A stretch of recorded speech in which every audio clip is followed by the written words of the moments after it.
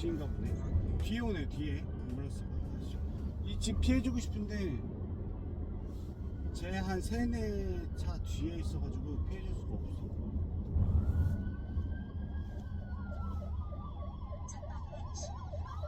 지금 지나간다.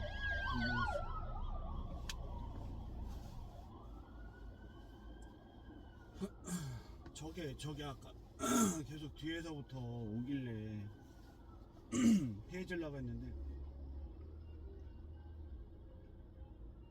여기 시내에 차가 많거든요.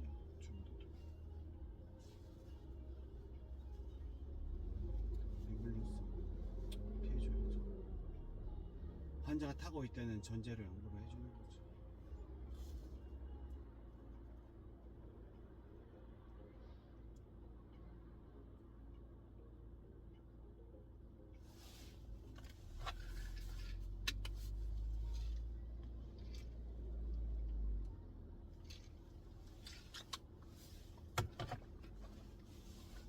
아무튼 자유로워 갈 거예요. 지금 약간 영상에 찍힐지 모르겠는데 지금 약간 빗방울이 보슬비처럼 뭔가 내리고 있어요. 그래서 길은 이제 살짝 미끄러운 상태입니다. 살짝 미끄러워요.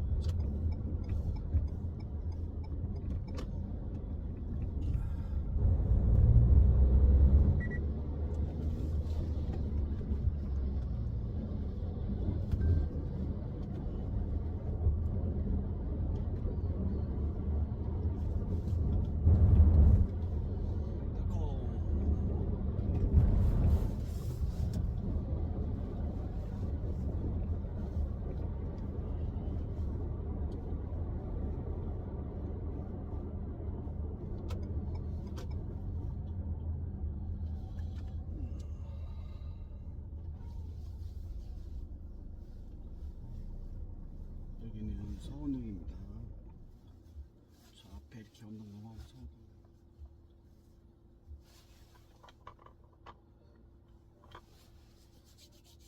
옛날 생각나네요. 어제도 예전 직장, 그러니까는 예전 직장 동료들이라고 해야 되나? 전화가 와서 이제 신세한탄 한 30분 들어주는데 힘들다고 그러더라고요. 그래서 그냥 마음속으로서는 생각을 했죠. 안 힘든, 이 세상에 안 힘든 직장이 있을지는 모르겠는데 뭐 있다고 하면은 그런 직장에 근무를 하시면 진짜 시내 직장에 근무를 하시는 겁니다. 원래 그래요. 내가 근무하는 데가 제일 힘들어.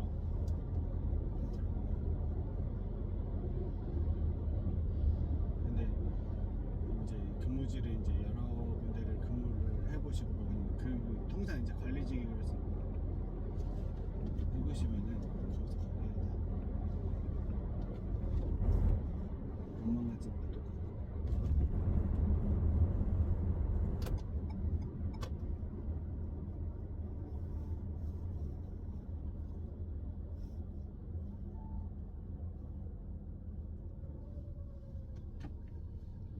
일단은 자유로 올라가서 지금 연비를 찍을게요. 지금 시내 DPF는 다 태웠나 보네요.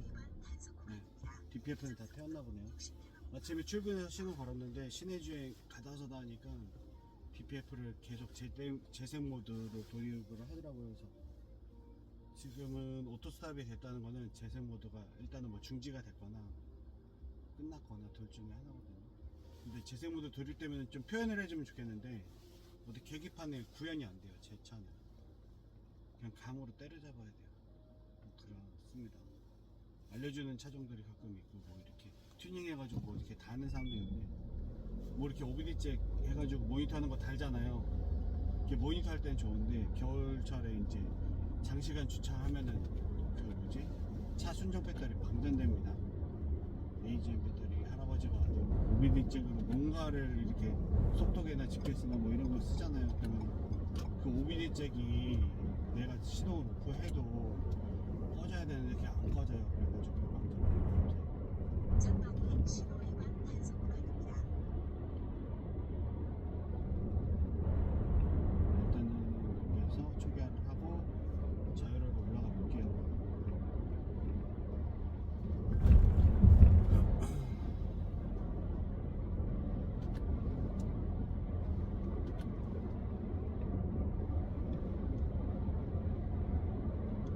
지금 아직은 여기 아침이라 차가 별로 없네요.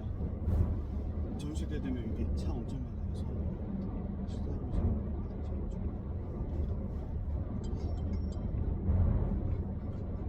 분이 이 빨간 거 깔려있는 데 있잖아요. 길이 은근 미끄럽거든요. 비 오는 날에 이런 데서 급제동 하시면 안 돼요. 엔진 브레이크를 하시거나 아니면 미리 감속하시거나 둘 중에 하나를 연도 판단하셔야 돼요. 미끄럽다가 덜 미끄럽다가 그렇게 생각하시면 돼요. 아스팔트가 확실히 덜 미끄러워요.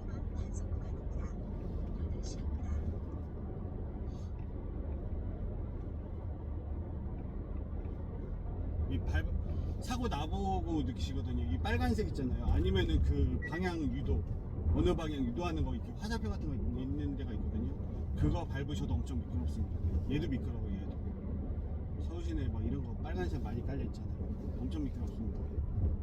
급제동을 저 위에서 하면은 차가 밀려나요. 그래서 어린이 보호구역에 여기 저 빨간색이 깔려 있다 그러면은 미리 감속하라는 얘기예요. 그게 그 깔려져 있는 의미가 뭐 일부러 뭐 구독자님들 사고 나라고 깐 게 절대 아니에요. 운전자들이 한번 골탕 먹어봐라 그게 아니에요. 그 의미가 아니라 미리 감속을 해라. 언제든 급정지를 할 수 있도록 네가 서행을 해. 이 구간은 서행 구간이야. 그 의미예요. 저 빨간색 깔려 있는 게 도로교통법상 그 의미입니다. 미리 서행하고 감속하라는 의미예요. 뭐 아무리 도로교통법이 저기 해도 그 골탕 먹이려고 그걸 개정을 했겠어요. 그냥 안전운전하고 보행자들 안전 때문에 보행자들 횡단보도에서 사고 나는 그 퍼센트가 제일 많거든요. 무단횡단이니까 정상 녹색 뿌릴 때 보행자들 사고가 나니까는 그거를 그렇게 빨간색을 깔아놓은 겁니다.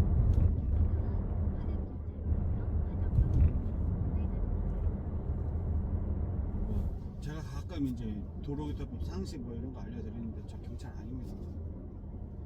그냥 공부를 한 거죠. 그런 게 관심이 있어가지고 법제처 들어가서 본 거죠. 이거 있죠. 방향 유도선.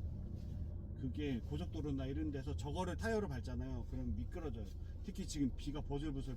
제가 일부러 와이퍼를 꺼놨어요. 영상에서 좀 보여드리려고 비가 온다는 거를 알려드리려고. 와이퍼 이렇게 살짝 자동으로 키면 지가 없애긴 하는데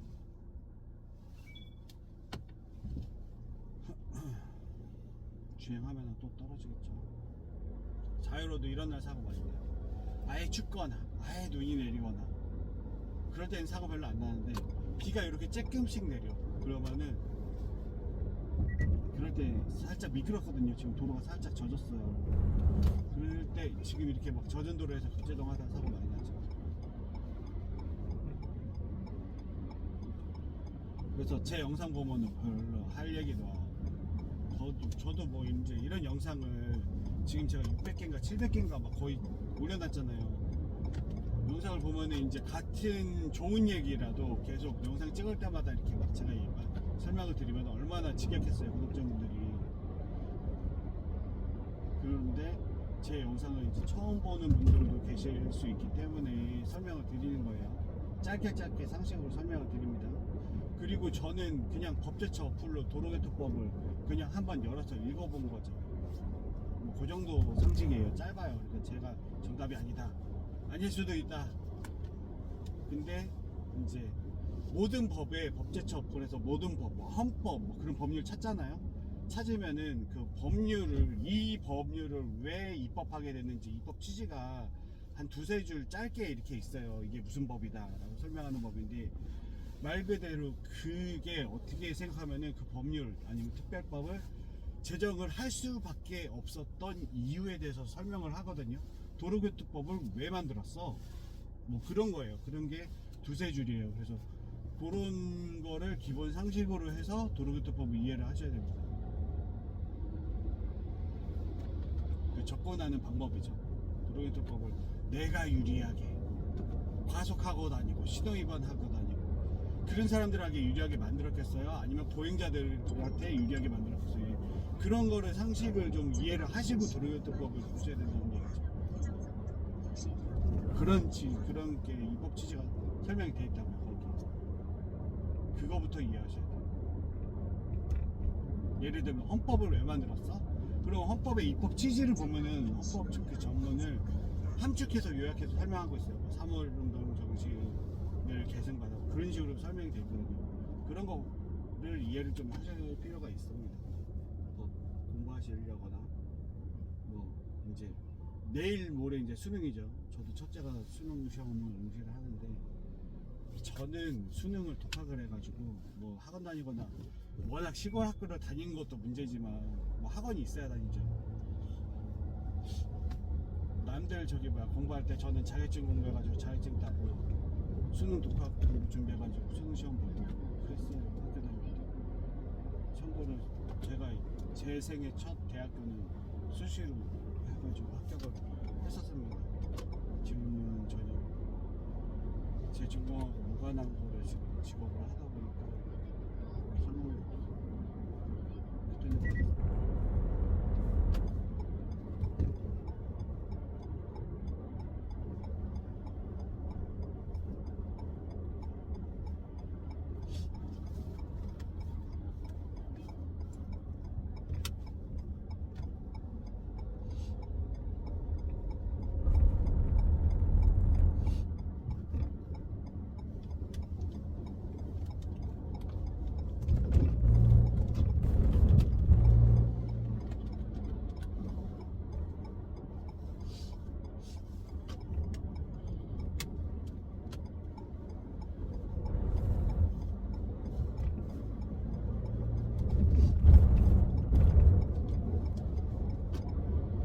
자유로 올라탈 거예요.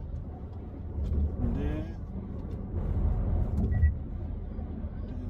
일단은 지금 운행 조건은요, 실외 온도는 13도예요. 여기 온도계가 나오거든요. 그리고 QM 측정 차량의 그 실외 온도 측정하는 기계는 저쪽 조수석 쪽 사이드 미러 밑에 온도계가 살짝 센서가 튀어나와 있어요. 거기에 온도 기준이고, 실외 온도 13도, 그 다음에 보슬비 내리고 뭐 그 정도? 그리고 차량은 엔진오일 교체한 지 100km가 안 됐어요. 그러니까 배출가스 경고등이 뜨는데 이 배출가스 경고등이 뜬다고 해가지고 어씨 이거 뭐 DPF 고장난 거 아니야? 그게 아니라 스캐너를 이렇게 물려봐야 돼요. 스캐너 물려보면은 배출가스 경고등을 띄울 수밖에 없는 사유가 뜨거든요. 세부적인 사유. 그래서 가장 최근에 떴던 이유는 오일 점도 저하래요. 그 르노코리아 정비사 가서 받아봤더니 오일 점도 저하. 그리고 제가 이제 그 인포카 그게 있어요. OBD 이게 연결해가지고 스캐너 진단기가 있는데 그걸로 진단해 봤더니 오일 산화 뭐 그런 식으로 뜨더라고요. 그래서 제가 이거를 고민을 했어요. 그리고 요새 차들은 엔진오일을 교체를 하잖아요. 그러면은 엔진오일 교체 주기를 그 ECU상 아니면 여기 계기판상에 초기화하는 방법이 있긴 한데 그거 초기화를 해주셔야 돼요. 안 해주시면은 저처럼 배출가스 경고등 엔진오일 교체했는데 2,000km, 3,000km 주파했는데 그런데도 배출가스 경보등이 뜰 수가 있거든요. 그러면 그거 엔진오일 교체하면 무조건 엔진오일 교체 주기 축결을 해줘야 된다 라는 거를 알고 계시면 돼요. 그리고 이제 상황을 보면 배출가스 경보등이 어떤 상황에서 뜨는지 유심히 관찰을 하신 다음에 이렇게 살짝 오르막일 때 오르막 이렇게 등판하려고 할 때 배출가스 경보등이 뜨잖아요. 그러면은 제일 첫 번째 엔진 오일에 적정량이 있는지를 한번 체크해 보시고요. 중간에서 약간 밑에 있어 엔진 오일이, 그러면은 중간 이상으로 차게끔 그 저거를 해주셔야 돼요. 보충을 해주셔야 돼요. 그러면은 그게 가장 쉽게 해결하고 돈도 적게 들어가고 그렇게 해결하시는 방법입니다. 제가 이제 겪어봤다는 얘기죠. 그리고 제 영상을 보는 구독자분들이 지금 한 900명 가까이 이제 돼가는데 그 900명의 구독자분들이 제가 이런 거를 제가 이 답안 나오는 QM6를 DJ를 사륜을 몰면서 셀프 정비도 도전해보고 뭐 각종 영상 뭐 이런 거 아니면 뭐 풍절음부터 해서 셀프 방음까지 다 설명을 해드렸어요. 그래서 그런 거 부분들 이상하다고 좀 생각되는 게 신차 출고된 상태에서 또 차가 이제 이런 거 저런 거 소소한 증상들이 있을 때 셀프로 해결하는 방법들을 우수하게 지금 노하우를 공유를 해드렸던 겁니다. 그리고 하면서 하다 보니까 이제 초보 운전하시는 분들이 또 제 영상을 또 보러 들어오시더라고요. 제가 뭐 태그를 그렇게 설정한 것도 있는데 저도 초보예요. 운전 경력 20년 30년 하셔도 초보입니다. 왜 그러냐면 제가 설명을 해드릴게요. 내가 운전을 잘하면요 사고가 안 나야 되는데 그런 게 아니야. 보행자들이 무단횡단을 해. 사고가 안 나야 되잖아요. 진정한 무사고의 의미가 아무리 보행자가 무단횡단을 하거나 저 앞에 차가 초보 운전이라 가지고 급제동을 해도 사고가 안 날 정도인 베테랑 운전자를 우리는 30년 무사고라고 합니다. 어떤 상황, 그러니까 산전수전 다 겪어보셨잖아요. 운전하시면서 레벨 미친놈들도 다 만나보고 사이코들도 만나고 그죠? 운전하다 보면 그런 경우가 제 얘기가 되게 이해하기 쉽게 설명을 해드리느라 지금 이렇게 막 저기 설명을 해드리는데 그래요. 운전하다 보면 진짜 별의별 사람 다 있어요. 저도 알아요. 그럼에도 불구하고 진짜 20년간 30년간 무사고다. 그렇게 베테랑이 되는 겁니다. 인생도 삶도 자동차도 운전도 그런 식으로 그렇게 베테랑이 되는 거예요. 하루 아침에 베테랑 무사고 운전 10년 20년은 절대 만들어지지 않습니다. 저는 그렇게 생각을 해요. 그리고 그렇게 운전을 하면서 최소한 우리가 도로교통법에 대한 상식이라도 이해를 좀 하고 운전을 하실 필요가 있다라는 취지로 상식 짤막짤막 토막 상식으로 알려드리는 거죠. 저보다 뛰어나고 뭐 강사님들도 계시고 하시는 분 많이 계세요. 근데 이게 제가 느끼게 뭐냐면은 초보면 아무것도 모르잖아. 그러니까 아무것도 모르는 상태에서 도로교통 그 많은 전문을 짤막짤막하게 하루에 하나씩 법정 하나씩 그 입법 취지부터 해서 좀 설명해 주실 필요는 있습니다. 어차피 운전면허 시험에 다 나왔던 거고 우리 그거 막 외웠었잖아요. 도로교통법 상식 같은 거 외웠었잖아요. 그렇지 않아요? 그렇지. 그 도로교통법을 좀 아까 그거 빨간색이 왜 깔렸는지 뭐 그런 취지 설명해 드렸죠. 그래서 그거는 예를 들면 교통경찰관 아니면은 지자체의 그 도로 시설물 관리하는 담당자가 아니면은 이해하기는 좀 어려운데 그 도로교통법 입법 취지나 도로교통법 그런 조항들 아니면은 전체적인 흐름들을 유추해서 설명을 드리는 거예요. 미리 감속해라. 그 경고하는 의미입니다. 그래서 빨간색이잖아요.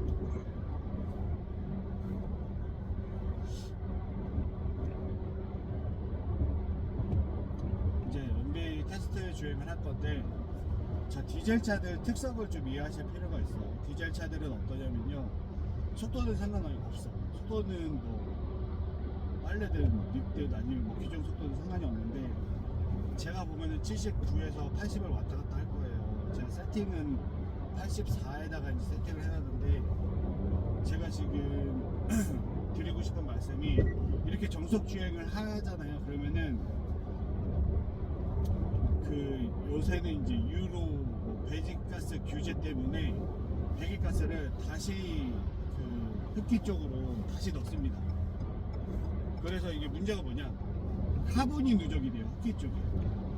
왜냐면 배기가스를 집어넣는다 그랬잖아요. 배기가스 그 지저분하게 이제 연소, 불완전 연소든 그런 거를 다시 일부를 저쪽으로 하고 나머지는 이제 배출을 시키고 하는데 재순환 장치라고 하거든요. SCR 시스템이라고 이제 하더라고요. 뭐 어렵게 설명을 해놨어요. 근데 결국에는 배기가스를 흡기 쪽으로 다시 재순환을 시켜줘서 완전 연소가 돼서 질소 산화 그 수치를 떨어뜨릴 수 있게끔 완전 연소를 하면 그런 조건이 되고요. 지금 이제 80km 정속 주행을 하면은 완전 연소를 하는 조건이 됐어요. 시작이 됐어요. 지금 자유로 올라오면서 뭐 신호도 없고 브레이크 밟을 일도 뭐 별로 없으니까 그냥 쭉 항속 주행을 할 때 이때 이제 DPF 재생 모드가 도입이 되는데요. 제 차는 계기판에 DPF 재생 모드가 안 나온다 그랬잖아요. 구현이 안 돼요. 그러면 어떻게 유출하냐? QM6나 SM6나 뭐 XM3나 그런 르노코리아 차를 모신다. 요새는 가솔린도 아마 그 DPF나 뭐 그런 게 달려 있는 걸로 알고 있습니다. 규제 때, 환경 규제 때문에. 자, 순간 연비를 봐요. 그러면은 보십시다. 19.4, 20.2 뭐 그렇게 이제 움직이죠. 도로의 상태에 따라서 다시 움직이는데 최고 연비는 21.5 찍네요. 순간 연비를 봤을 때. 근데 평균 연비를 이제 제로를 할 거예요. 지금 평지 구간이죠. 자, 평균 연비 18.5인데 지금 초기화를 한번 해볼게요. 그러면은 원래는 아까 21.5에서 19. 몇이잖아요. 그러면은 낮은 거, 평균 연비, 순간 연비가 낮은 거 기준으로 해도 리터당 19 이상이 나와야 돼요. 한 500m 이제 정속 주행하면은 이제 평균 연비 다시 찍히고 지금 21.1 나오거든요. 좀 약간 왔다 갔다 하는데 21 평균 연비가 저기 항속 주행 지금 시속 80km 항속 주행 할 때 20 리터당 20.7 뭐 그렇게 나오는데 그러면 DPF 재생 모드가 아니에요.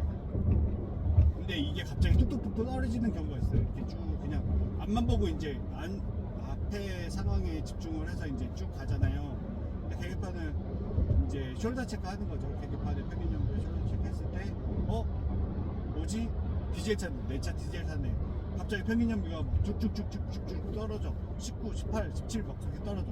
그러면 당황하시지 말고 차에 이상 없는 거 아니에요. 전혀 이상 없어요. 정상이에요. 신차 때도 이래요.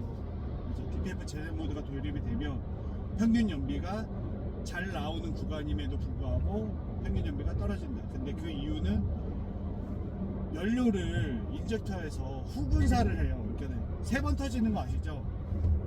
그 디젤이 인젝터로 분사하는 타이밍이 여러 번으로 이렇게 하거든요. 끊어서 다다다다다다 이게 뭐 표현이 안 되는데 그런 식으로 분사를 해요. 연료 분사를. 그래서 메인 분사할 때는 연료량은 많게, 그 다음에 메인 분사 전후로 해서 쪼개서 이제 약간씩 연료를 하는데 이제 메인 분사가 터지고 나면은 배출을 하는 배기행정인데 그때도 분사를 합니다. 인젝터에서. 근데 그거는 왜 분사를 해주는 거냐? DPF를 600도, 800도로 올려서 포집된 애쉬라고 표현을 하는데요. 카본은 타다 남은 게 이제 덕지덕지 붙어있는 거는 카본이라고. 슬러지, 흡기 쪽, 배기 쪽에 슬러지가 쌓이는 게 카본이고요. 카본누죠. 그 다음에 애쉬라고 하는 거는 DPF에 이제 그 배기가스를 포집을 해요. 포집을 하면은 이제 대기 중으로 나가는 미세먼지나 그런 게 줄겠죠. 그래서 거기에 이제 누적이 돼요. 점점 누적을 하다가 이게 그램수를 모니터를 합니다. DPF에 애쉬가 몇 그램 정도 모아졌는지. 그래서 15g인가 이상이 되면은 후분사를 해요. 메인 분사 빵 하고 후분사에 인젝터에서 연료 분사를 딱딱딱딱 쏜다 그랬죠. 그 후분사도 어쨌든 연료를 소모하는 거잖아요. 그래서 평균 연비가 떨어져요. 근데 지금 제 차를 평균 연비를 봤을 때 지금 딱 정확하게 리터당 20이에요. 이 상태로 해가지고 원래는 제 차가 원래는 신차 출고했을 때 한 리터당 23 정도 나왔는데 약간 이제 인젝터나 연료계통 쪽에 이제 뭔가 카본이 누적이 돼가지고 지금은 약간 떨어지긴 해요. 그래서 그래도 안 나와도 리터당 19 정도는 나와요. 이런 자유로 같은 데 있잖아요. 그래서 근데 이거보다 더 떨어져. 17, 16, 15까지 떨어져. 특히 이제 시내 주행하고 그럴 때. 그러면은 고민하시지 말고 주말이잖아요. 지금 주말이든 아니면은 뭐 이렇게 휴가 때 그 한 100km 이상 아니면 40분 이상 좀 지금처럼 40분 이상 연속 주행하는 코스를 고속도로를 이제 올라타세요. 그런 다음에 그냥 저처럼 뭐 시속 한 80이든 80 몇 킬로든 90km든 항속 주행을 하시는 거예요. 크루즈 주행을 이렇게 하시면서 40분 이상 연속 주행하라는 게 그 쌓인 포집된 DPF 포집된 애쉬를 태우는 시간이 약 20분에서 30분이거든요. 길어봤자 30분이에요. 정상적인 상태일 때. 그러면은 30분 이렇게 연속 주행 하잖아요. 그러면은 DPF 재생 모드가 이제 애쉬를 다 태웠잖아요. 그럼 이제 제가 이제 밖으로 빠져나가겠죠. 그렇게 만들면은 그거를 태워주는 행위를 주 1회 또는 겨울에는 주 1회 정도는 해주셔야 돼요. 계속 쌓이니까. 여름이든 봄, 여름, 가을에는 월 1회. 그 다음에 지금 간절기부터 늦가을부터 겨울 있잖아요. 영하로 내려가는 때는 주 1회 정도는 항속 주행을 해주셔야 그 DPF 수명을 그냥 내 돈 안 들이고 뭐 특별하게 뭐 이렇게 클리닝도 안 해도 DPF 고장을 예방할 수 있는 가장 초간단 비법을 지금 이렇게 길게 설명을 해드린 거예요. 자유로에서. 그래서 그런 부분들이 있으니까 그 차량 특성에 따라서 차량 관리를 하시면 되고, 저도 태어나서 처음으로 디젤 차를 몰고 있어요 지금. 근데 지금 제 차가 한 8년 이제 넘었거든요. 신차 출고하고. 제 차의 자율에서 평균 연비는 리터당 19.7이에요. 신차 출고하고 8년 됐는데도 평균 연비가 19.6 이렇게 나오는 이유가 그만큼 차량을 꾸준하게 장고장 예방하려고 정비를 하고 오일류 제때 순환하고 냉각수도 순환하고 오일류 이런 거를 꾸준하게 관리를 했다는 뜻입니다. 그게 반증하는 게 연비예요. 그래서 그런 부분들에 대해서 제가 이제 쭉 설명을 해드린 거고, 그런 부분들이 이제 디젤차, 그러니까 초보 운전인데 디젤차를 아마 모시는 경우도 있고 없으실 수도 있는데, 만약에 초보 운전인데 진짜 차알못인데 그 디젤차를 세계 첫 차로 이제 중고차든 뭐 새 차든 뽑아서 이제 모는데 뭔지 모르겠는데 막 연비가 막 너무 많이 떨어져. 그러면은 DPF 쪽에 SC가 포집이 된 거고, 그거를 자꾸 이제 재생을 하려고 연비가 이렇게 떨어진다. 인젝터 그 메인 분사도 하면 후분사에서 딱딱딱딱 연료를 쓴다 그랬죠. 연료를 분사를 해서 떨어지는 거니까 그 근본 원인이 무엇인지를 찾고 그거를 고민을 하시고요. 그 다음에 그거를 해결할 수 있는 정비소를, 이렇게 단골 정비소든 딱 그 필요한 부분. 예를 들면 그거예요. 지금 제가 유심히 보고 있는 거는 테스트 드라이브 하는 거는 DPF 클리닝도 해줬어. 15만, 16만 킬로 주파할 때 DPF 클리닝도 해줬고요. 산소 센서 앞뒤 전단 후단 산소 센서 들어가는 것도 새 걸로 바꿔줬고, DPF 압력 센서도 바꿔줬어요. 그러면 DPF 계통 배기 시스템 쪽에 있는 거는 웬만한 거는 장고장이 없어야 돼요. 그리고 나서 평균 연비를 측정하는데 지금은 약간 더 떨어졌어요. 지금 DPF 재생 모드 도입됐거든요. 17.4 나와요. 아무리 안 나와도 17 막 이렇게 나와요. 그래서 그런 상태인데, 지금 제가 의심하는 거는 인젝터에 그 니들이 들어가 있잖아요. 이 인젝터 끝단에 이렇게 연료를 딱딱딱딱 끊는다 그랬잖아요. 그러면 뭐 이렇게 움직이는 게 있어요. 아무튼 그거 쪽에 카본이 지금 누적이 돼가지고 불설샷도 넣었거든요. 불설샷 넣어서 점점 주행을 하는 건데, 일단은 제 생각에는 인젝터가 완전히 망가졌다고는 보기는 어렵고, 인젝터 클리닝을 해줘야 되나. 근데 그게 금액이 꽤 비싸요. 그래서 그거를 가서 점검이라도 한번 받아봐야겠다는 생각이 들어요.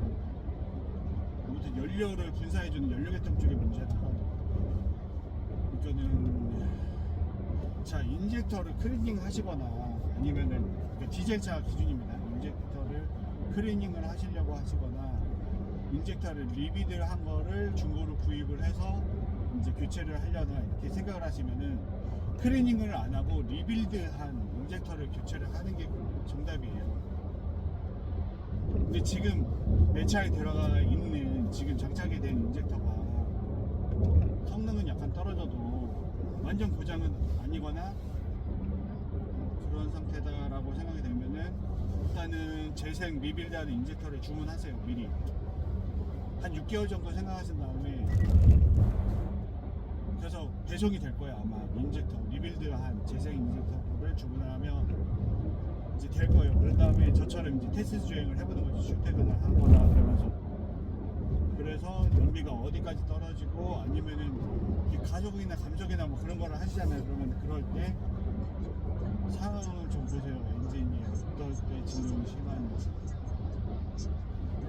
지금 봤을 때는 그 백리스크라고 하거든요. 인젝터에서 그 이렇게 원활하게 인젝터를 이렇게 나눠서 다단 분산을 한다 그랬잖아요. 그 쪽도 문제인데 지금 그 이렇게 남은 연료들을 이제 다시 연료통으로 다시 보내는 시스템이에요. 그래서 거기 양이 지금 엄청 많은 것 같아요. 그래서 연비가 엄청 뚝 떨어지거든요. 날씨 문제도 있고 기상도 실온도는 지금 12도라 애매하게 좀 쌀쌀하거든요. 그래서 차 입장에서는 이제 이 계절에 적응을 해야 되는 문제도 있고 연료 시스템 쪽 카본이 누적이 돼가지고 그거를 이제 불선으로 해결하는 단계는 지난 것 같아요.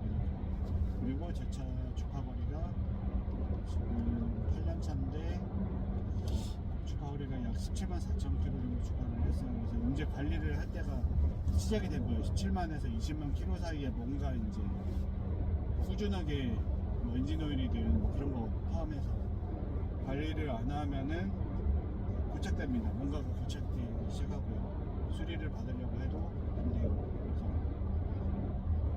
그래서 순위가 제가 정한 게 나름대로 이제 셀프 정비를 하거나 이렇게 스캐너 진단을 한 제 결론을 설명을 해드릴게요. 제 차에 이제 20만 킬로 전후해가지고 수리를 해야 하는 거를 이제 느낀 거죠. 제가 운전하면서 느낀 점이 뭐냐면요. 등속 조인트가 좌우가 좀 달라요. 돌아가는 회전율이나 그런 게 달라가지고 약간 이렇게 PC테일이나 아니면 미끄러지거나 한쪽 바퀴가 유독 좀 덜 돌고 한쪽 바퀴가 좀 덜 회전하고 그거를 느꼈어요. 그래서 좀 차가 불안정하다, 스타트할 때 불안정하다는 걸 느꼈고요. 그거는 등속 조인트 쪽의 문제예요. 왜냐면 허브 베어링 4개를 다 교체했거든요. 제 차가 새 거예요. 지금 한 10,000km도 안 지났어요. 그래서 허브 베어링은 교체를 했는데도 그 증상이 안 잡히니 이제 등속 조인트, 부동을 전달하는 그쪽의 문제예요. 그리고 제 차 또 4륜이잖아요. 등속 조인트 앞에 거 좀 바꿔보고 뒤에 거 바꾸고 순차적으로 좀 진행을 하려고 해요. 그 다음에 인젝터, 리빌드된 인젝터로 교체를 하고, 그때 인젝터 교체하면서 인젝터만 교체할 게 아니라 고압 연료 펌프 그것도 좀 탈거를 해서 좀 육안으로 쇳가루가 어느 정도가 있는지, 그래서 쇳가루가 증상이 심하면 예방정비 개념으로 고압 펌프랑 그 연료계통에 아니면 인젝터 쪽에 그 배관이나 연료계통에 그런 것들을 하고 그거예요. 그거 딱 거기까지. 그게 지금 제 차의 영순이고요. 두 번째가 이제 등속 조인트는 아직 버틸만 하다. 뭐 찢어지거나 그런 건 없고 지금은 재생 모드 돌입이 됐죠. 그래서 제가 이제 이상하다고 느낀 거는 재생 모드가 뭐 하루에 한 번이나 2번 정도는 저도 이해를 해요. 근데 재생 모드가 지금 제가 30분째 주행을 하는데 제 체감으로 한 지금 2-3번째예요. 오늘 주행 시작한 지 거의 1시간이 다 돼가네요. 40분 만에 재생 모드를 2-3번 재생 모드를, 그러니까는 거지 주행거리로 따지면 한 10km에 한 번씩 재생 모드에 돌입이 되는 거예요. 거리로 10km에 한 번씩 재생 모드에 돌입되면은 DPF가 재생 모드가 계속 돌입이 된다는 거는 DPF에 포집된 게 제대로 연소가 안 되거나 아니면은 재생 모드 돌입하는 조건에 그런 센서들이 막 이렇게 알려주는데 뭔가 센서의 문제거나, 경고등은 안 떠요. 경고등 안 뜨는데 자꾸 재생 모드가 10km마다 반복이 돼서 그래서 제가 인젝터를 일단은 의심을 하는 거예요. 그래서 인젝터 청소하는 데를 가도 40만원 정도를 달라고 하더라고요. 그냥 인젝터만 클리닝 해가지고 다시 꽂는 거. 그게 일단은 그 하는 업체를 제가 한번 가볼게요. 그럼 사장님하고 대화를 한번 해볼게요. 토요일에는 그냥 사장님하고 조율하려고 하고 나중에 예약해서 한번 가야 돼요. 시간이 오면 리빌 인젝터가 오면은 바로 가서 교체하면 되고, 제가 리빌한 인젝터를 구해서 4개를 가지고 가서 그 교체 공인비만 드리고 인젝터 교체가 되냐 또 확인을 해야 되고요.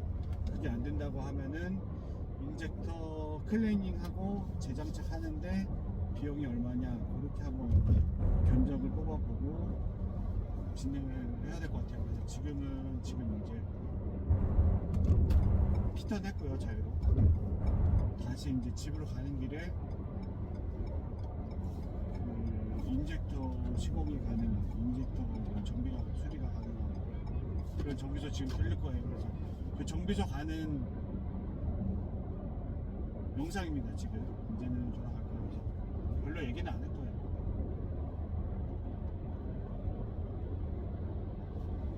이거 영상은 제가 주말에 편집해가지고 일요일이든 주말에 보실 수 있게끔 올려놓을게요. 그래서 이게 QM6 디젤을 몰고 계시잖아요, 여러분들이. 그러면은 아마 제가 알기로는 그 QM6가 가성비가 워낙 좋다 보니까 중고로 이렇게 구입을 하셔서 초보 운전하시는 분들이 모실 수도 있고, 그다음에 아예 신차 때부터 초보 운전 때부터 이렇게 모시는 분들도 있으실 거예요. 가성비가 좋은 차들의 특성이에요, 그게. 그러면 이제 이게 내 차가 경고등은 안 떠. 근데 뭔가 증상이 나타나. 평소에 없던 증상이야.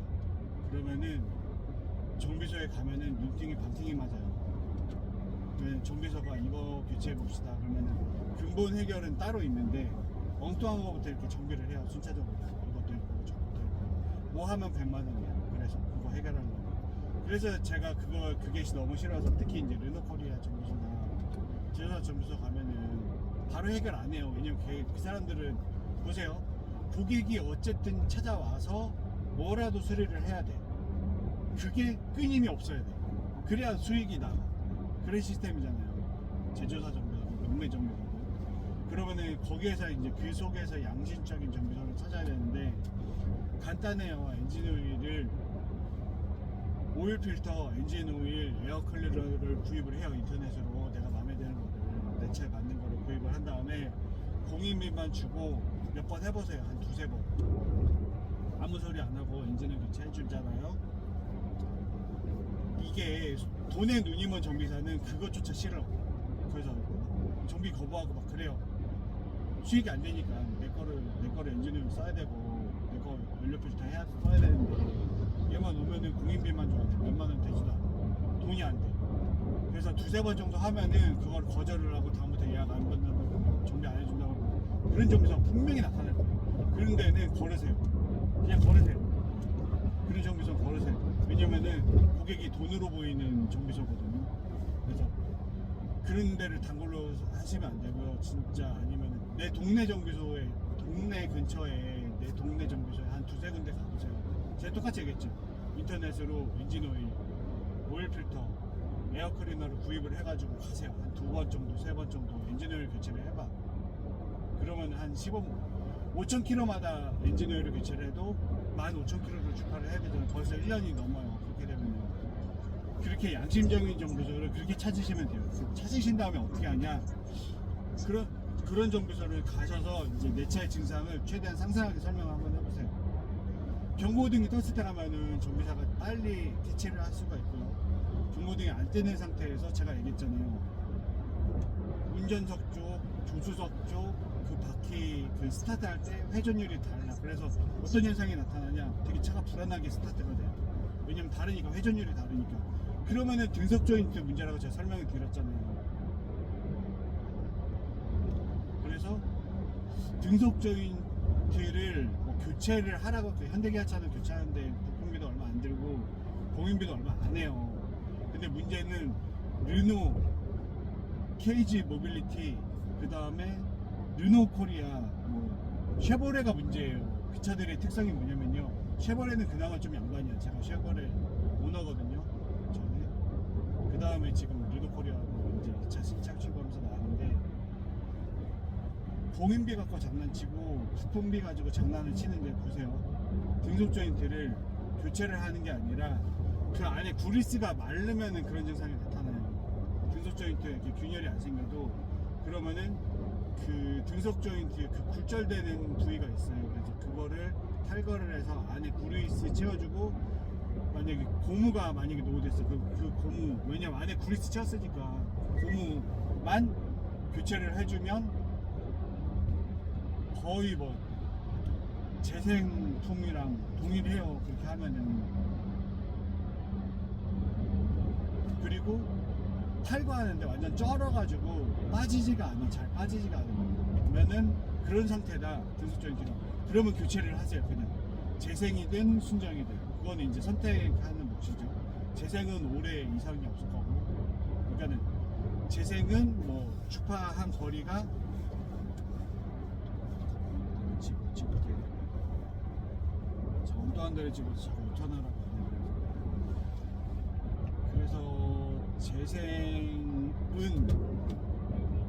저렴해요. 가격이 한 반 정도 되고, 순정 대비 반 정도 되고, 부품비가 저렴하면 공인비도 저렴합니다. 그래서 왜냐면 부품비 대비해가지고 공인비를 받더라고요. 정부사들이 시간당 공인비를 정식으로 책정을 해요. 특히 르노 코리아가 그래요. 르노 코리아 정비소에 가서 엔진오일, 에어클리너, 그 다음에 엔진오일 필터를 구입을 해서 공인비만 주고 엔진오일 교체를 한번 해보세요. 제 말이 틀린가 맞나. 순정 오일로 해가지고 했을 때 얼마가 나오고, 그 다음에 내가 부품 구입해서 고객님만 줬을 때 르노 코리아 한번 비교를 한번 해보세요. 그래서 제가 셀프 정비를 하게 된 근본 원인이 르노 코리아 때문에 그래요. 장난치는 거죠. 근데 그렇습니다.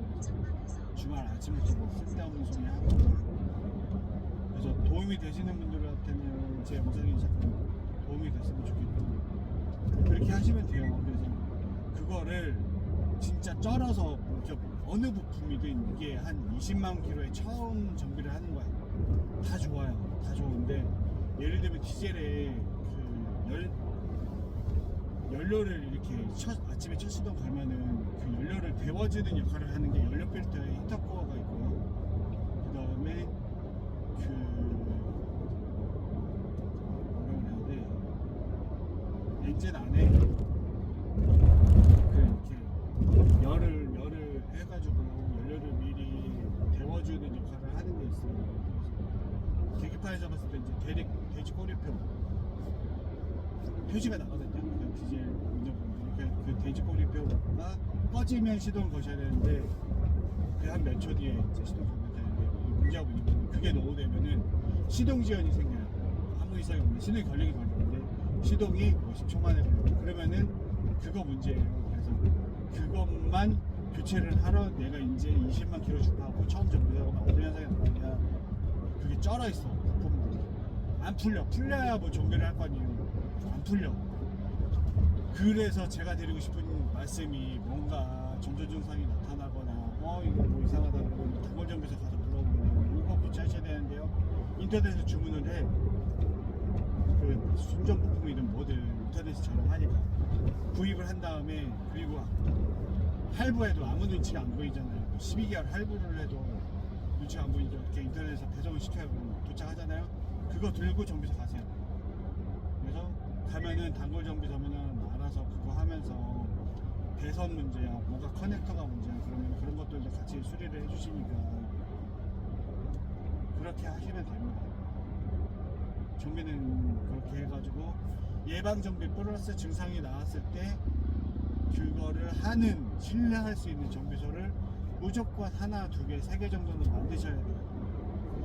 평일에만 문 여는 단골 정비소, 주말에도 하는 단골 정비소, 그렇게 최소한 두 군데 이상씩은 만드셔야 긴급 조치 대응이 돼요. 타이어 펑크가 났어. 그러면 저는 어떻게 하는지 아세요? 예비 타이어가 할 때 집에 하나 이상은 있어요. 그냥 긴급할 때 쓸 수 있는 타이어. 근데 진짜 외지에서 이렇게 펑크가 났어. 그러면 그게 아니야. 사이드월이면은 교체를 해야 되고요. 그 트레드 쪽에 펑크면은 그냥 긴급 자동차 보험 서비스, 긴급 서비스 있잖아요. 불러. 그래서 지렁이로 메꿔 타이어 공기압을 보충을 해. 그리고 버텨요. 집에까지 와야 돼.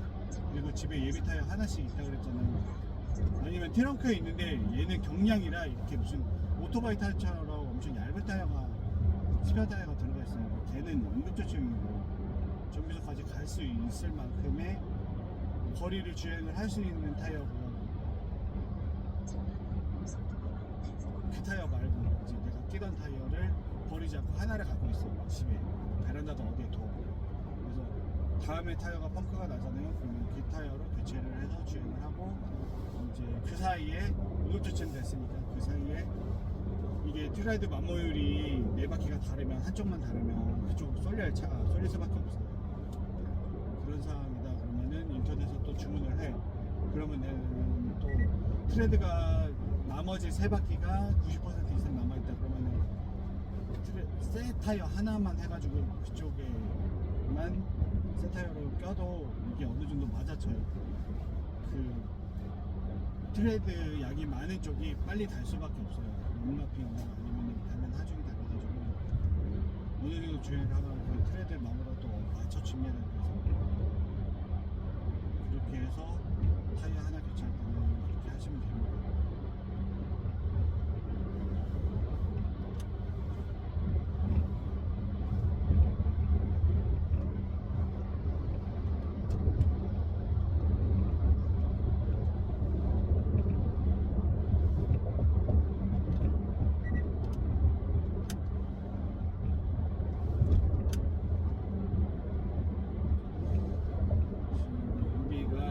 지금은 또 20.6이라, 그러니까 DPF 재생 모드가 끝났어요.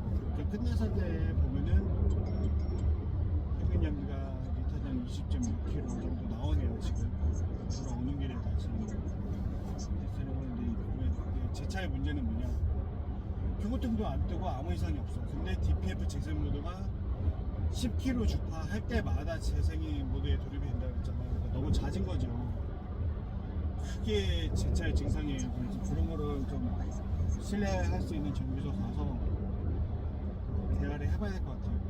대화해보고 이게 뭐 총매적이다 그러면 집에 심지어 헬스장에서 보니까 KTX 디젤 총매도 사놨어요. 제가 주고 그거를 교체를 할지 아니면 인젝터 쪽을 클리닝해서 다시 재장착을 할지 고민을 해야 되거든요. 정비 우선적인 거 정하는 거죠. 내년 봄에 만약에 할 때까지 버틸 수 있겠다 생각이 되면은 내년 봄에 하는 거죠. 겨울에는 웬만하면 보통 폭우 쪼이고 이제 정비사도 날씨가 춥고 그러면 그게 떨어져요. 이렇게 뭐라 그래야 돼, 정비 효율도 떨어지고 뭔가 문제, 트러블이나 문제가 생길 가능성, 부작용이나 그런 게 생길 가능성이 많아지거든요. 진짜 영하 한 20도 떨어지는 한겨울에는 웬만하면 차는 손대지 마세요. 뭔가 아무튼 손 대면 부러져. 제 셀프 정비 한다 그랬잖아요. 그래서 볼트가 몇 개가 있겠어요. 경험 삼아서 말씀드리는 겁니다. 숙련자들도 볼트가 부러져요. 겨울에도 너무 추워가지고.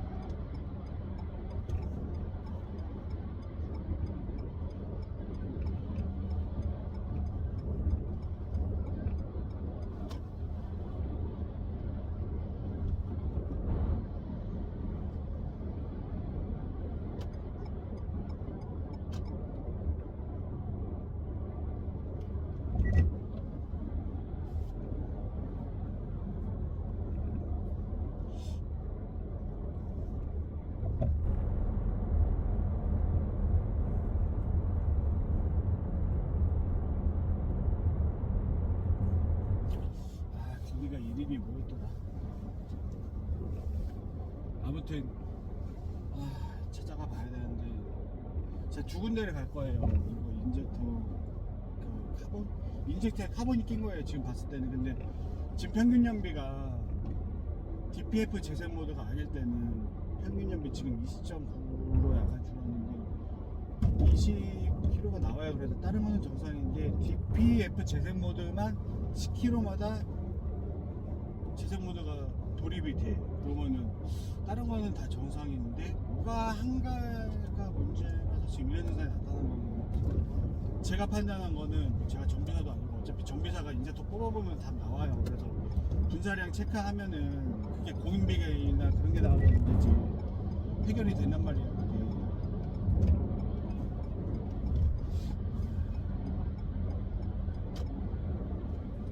그렇게 하면은 또 한 5만 킬로, 최소 5만 킬로, 10만 킬로 또 이상 없거든요. 그렇게 한번 하면 돈이 들어. 그러니까 돈만 있으면 돼. 돈만 있으면 되는데 보세요. 뭔가 쩔어 붙을 정도로 해가지고 등속 조인트 하려고 빠지지도 않아. 뭐 인젝터 뽑으려고 해도 뽑아지지도 않아. 그리고 인젝터 옆에 연료 그 데워주는 그게 있어요. 히팅하는 뭐 그런 게 있어. 부품이 있어요. 근데 제가 갑자기 영상 찍으니까 이제 생각이 안 나서 그런데 그 열선이 있어요. 아무튼 연료를 엔진에서 분사하기 전에 데워주는 돼지꼬리표라고 했죠. 그 부품도 쩔어서 빠지지도 않아. 보세요.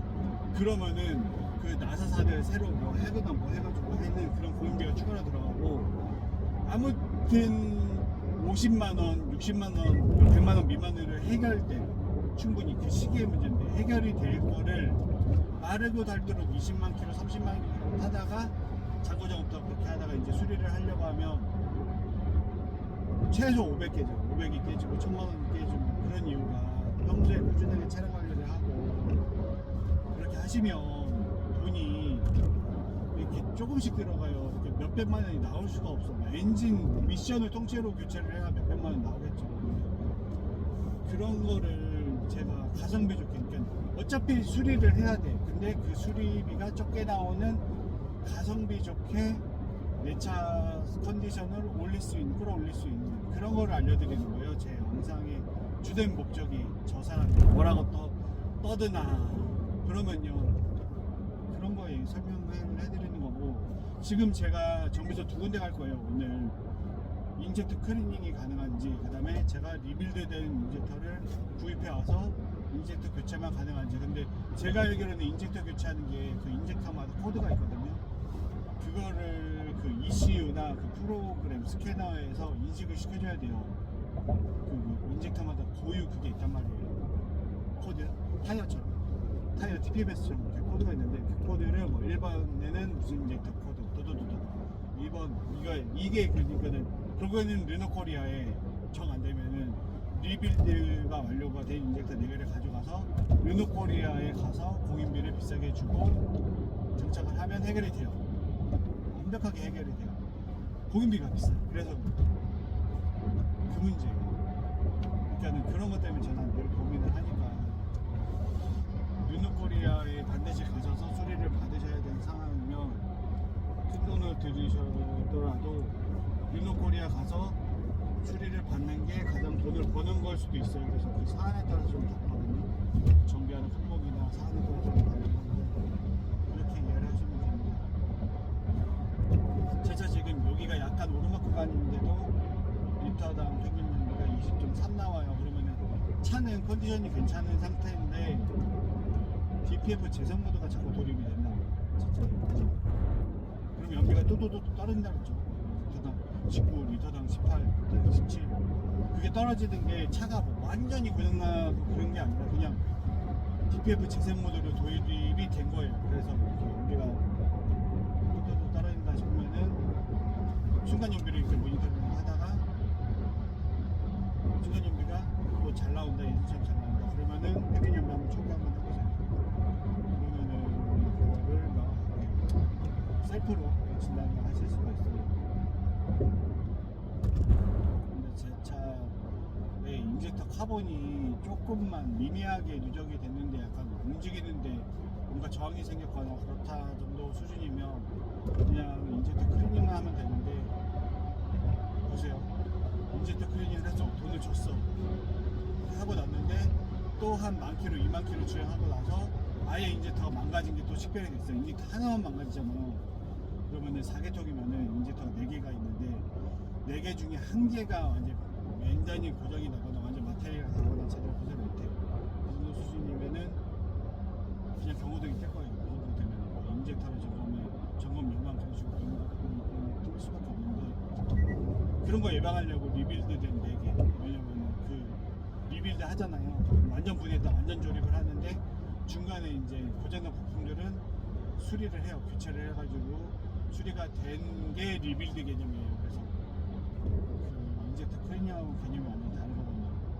리빌드된 인젝터를 4개를 할 거면 10만 킬로든 한 15만 킬로 이상 없어요. 그렇게 하시고 나면 다른 게 고장이 나겠지 인젝터 문제는 아니에요. 예를 들면 그래주게요. 그래서 인젝터 4개를 교환할 때 반드시 고압펌프 탈거해서 그 안에 쇳가루 얼마만큼 많이 있는지를 해야 돼요. 그래서 그 고압 연료 펌프 안에 쇳가루가 한 미미하게 조금씩 있어. 그러면은 예방 차원의 뭔가를 하시면은 제가 500만 원 나올 거 예방할 수 있다 그랬죠. 그런 개념이에요. 인젝터만 하시지 말고 고압펌프도 같이 보세요. 반드시 인젝터 플러스 고압펌프 그렇게 이제 같이 봐야 되는 세트로 보셔야 되거든요. 인젝터가 분사가 불량한 원인이 연료 개통에 색깔을 수도 있다 하는 거예요. 저는.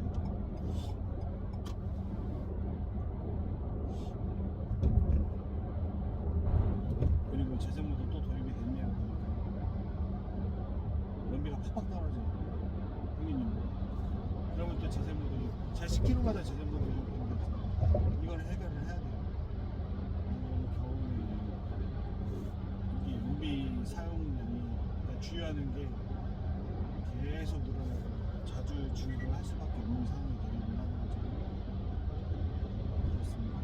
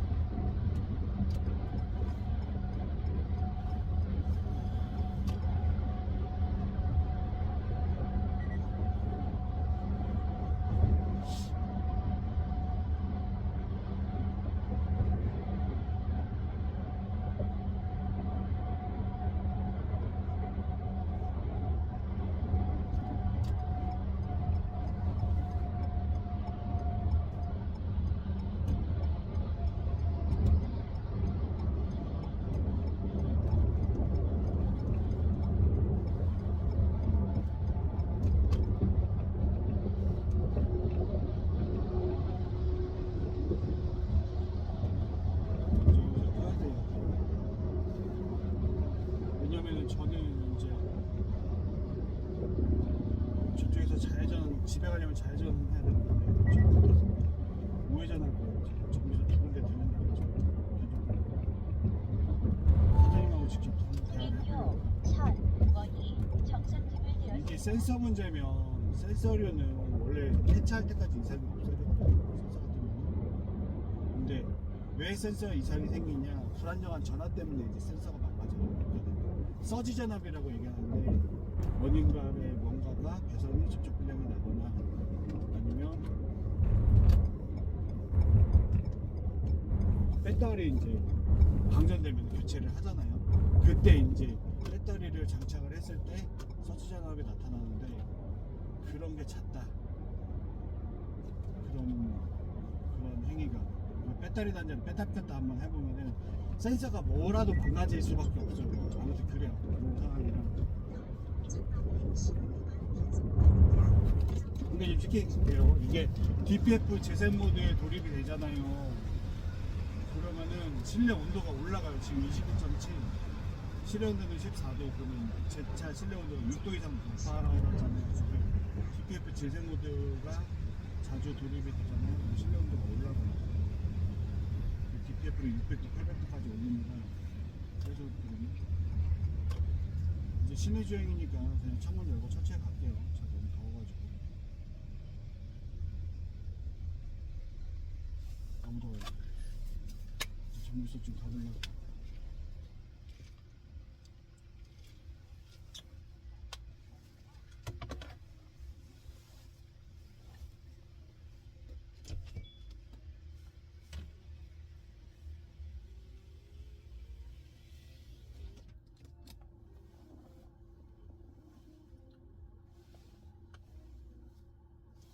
삼성 카센터.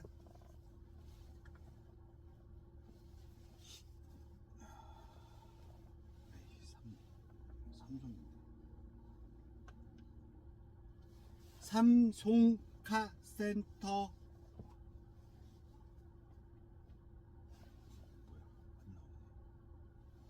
안 나오네요. 어떻게 찾아가야 되지? 아버지 제 기억이 맞는지.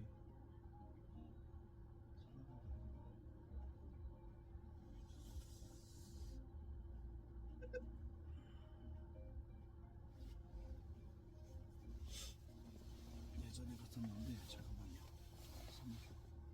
제가 검색하는 건가에 속도가 같은데. 아이 이것도 왜 이래?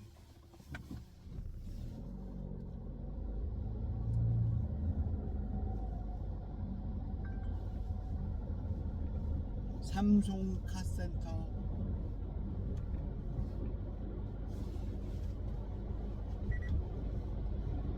그냥 운전할게요.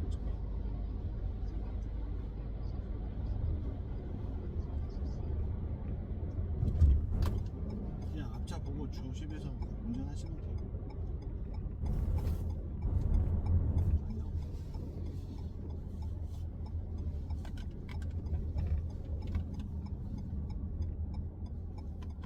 이렇게 지플랩이라 여러분 지플랩이 참 내구성이 좀 거지 같아요. 폰이 뭔지. 그리고 지금 제가 영상고증이랑 홍조름 때문에 지금 저거를 환기를 안 시켰더니 친구가 바꿔주니까 너무 더워요. 실내온도 20도예요 지금. 한나던데 완전히. 근데 더워 지금. DPF 재생모드 이거를 얘기를 해야 되죠.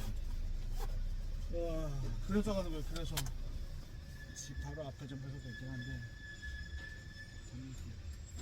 아니, 이게 참 어렵다 진짜. 아유 이씨.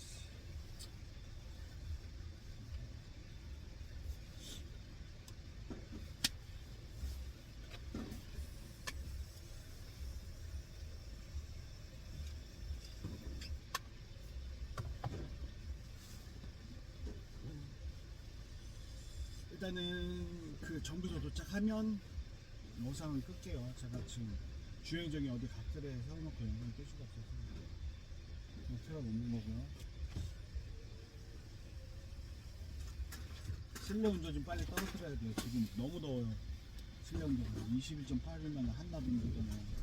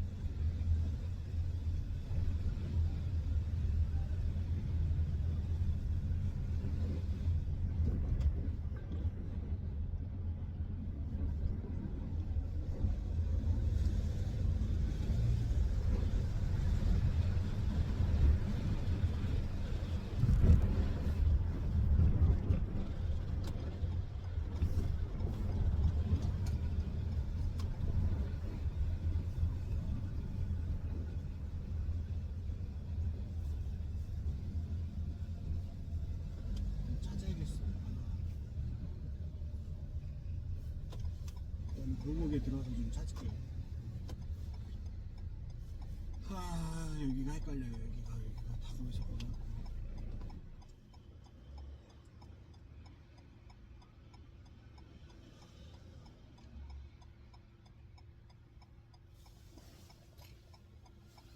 그래, 여기. 어딘데? 아이고,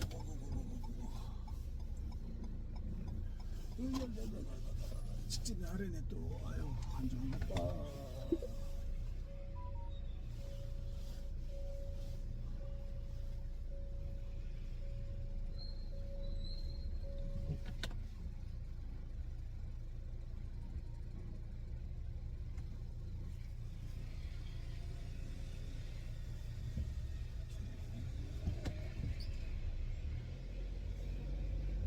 거의 다 와서 헤맸네요. 아까 저쪽에서 그냥 직진했었거든요. 제 기억이 정확하게 기억을 못하고 얼핏 기억을 해가지고 지금 명령사에 나타났습니다. 지금 이 정비소가 진짜 아는 단골들만 오시는 정비소라 그래서 위치가 좀 외진데 있거든요. 잠깐만 신호 위반 단속으로 갑니다.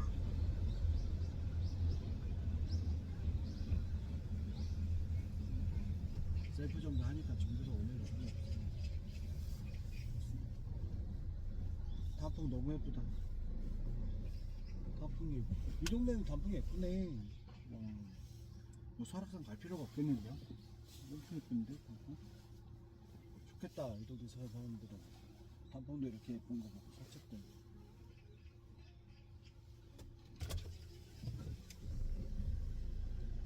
창문 좀 열고 갈게요. 실내도 확 따뜻해야 돼. 너무 더워요. 더워. 아직도 20도야 실내온도가. 밖에는 15도인데 실내온도는 20도야 지금. 더 떨어뜨려요.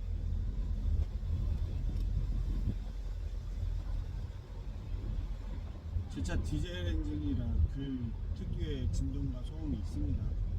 없을 리가 없죠 디젤 차는. 특유 배기음도 있어요. 우르르 동물 울음소리처럼 그래요. 해볼까요?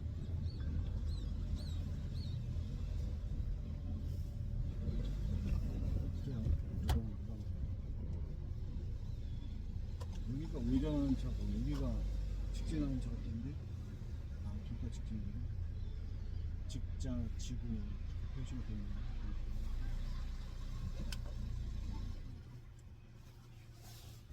어렵게 왔다 정비소. 어렵다.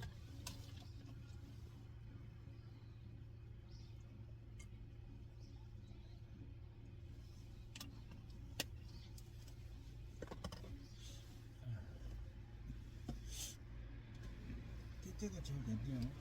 그러니까 아무래도 틴트는 이번에는 제대로 됐어요. 가서 이제 견적 뽑아야지.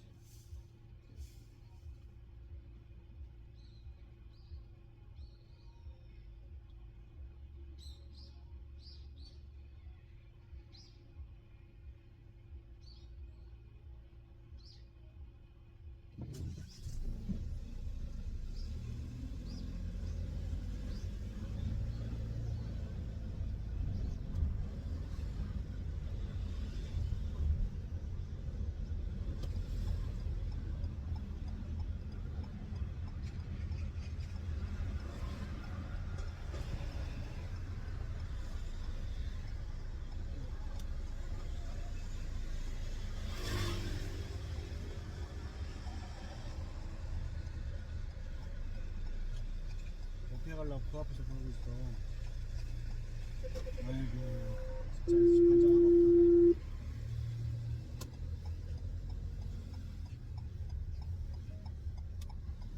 여기에요. 여기랑 제가 인디카랜드 한 두 군데 정도 거꾸로 다니는데 여기가 인젝터 클리닝이 되거든요. 물어봤지. 안녕하세요. 사장님 안녕하세요. 안녕하세요. 오랜만에 봬요.